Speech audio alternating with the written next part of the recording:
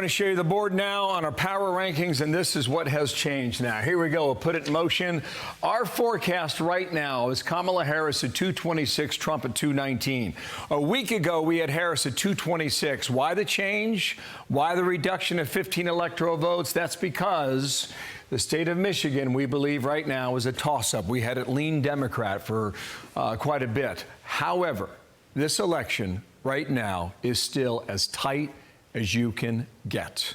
All the polling suggests, and all these toss-up states now in yellow, Nevada, Arizona, Wisconsin, Michigan, Pennsylvania, North Carolina, and Georgia, too close to call. We just do not know. However, in these 7 states right here, you will find, plus the 1 electoral vote, Nebraska 2, that's Omaha.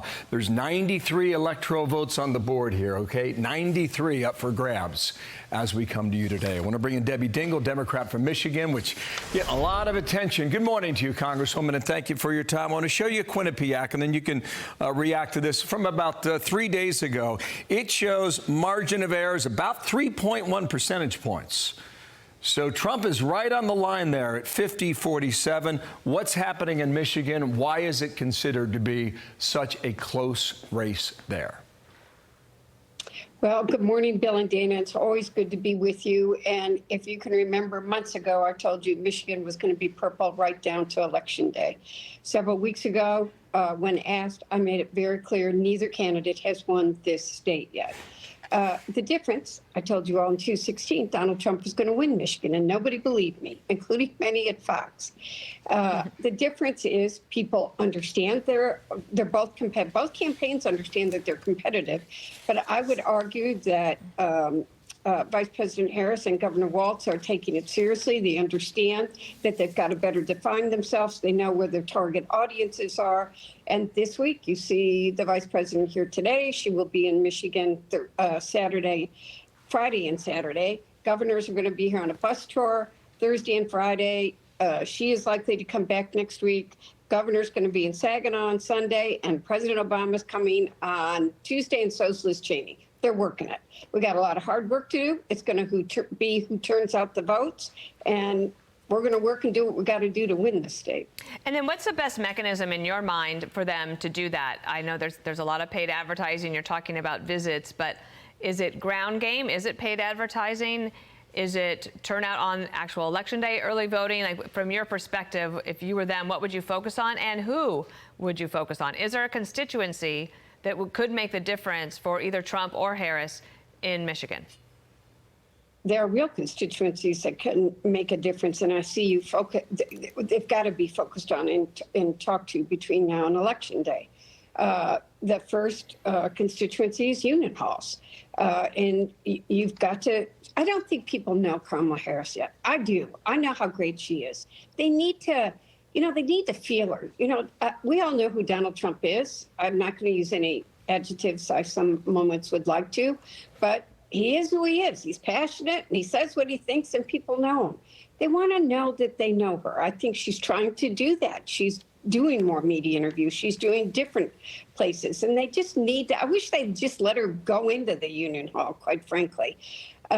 You've seen a lot of discussion. I identified this a couple of months ago, is young black men who, and it's not her problem, it's Democrats' problems. And I've said this, it's the way we didn't talk about trade in 2016 in the right way.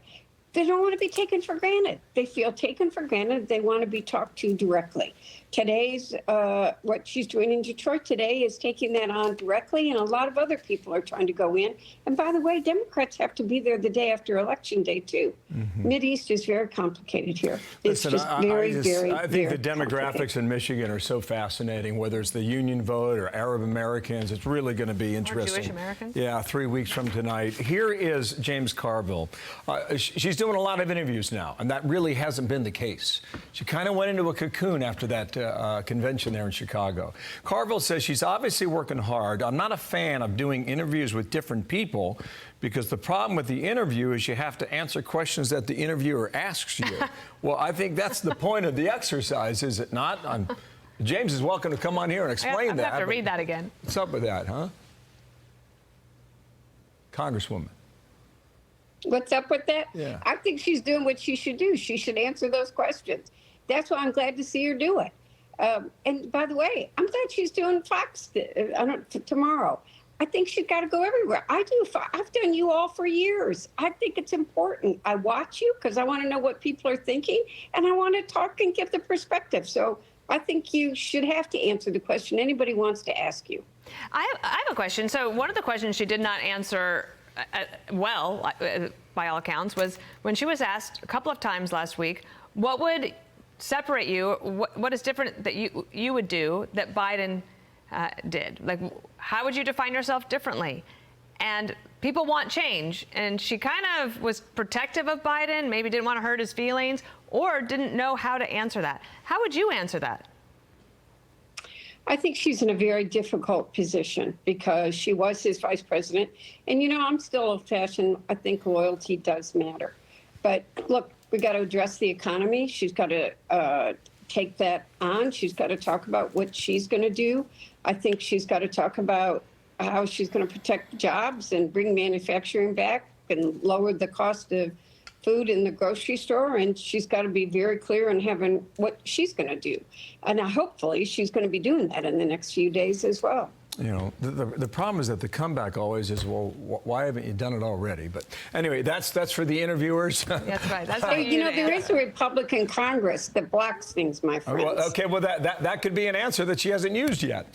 Debbie Dingell, thank you for coming back, okay? And let's talk again in a week or so, all right? We'll see where we are. I'm Steve Ducey. I'm Brian Kilmeade. And I'm Ainsley Earhart. And click here to subscribe to the Fox News YouTube page to catch our hottest interviews and most compelling analysis.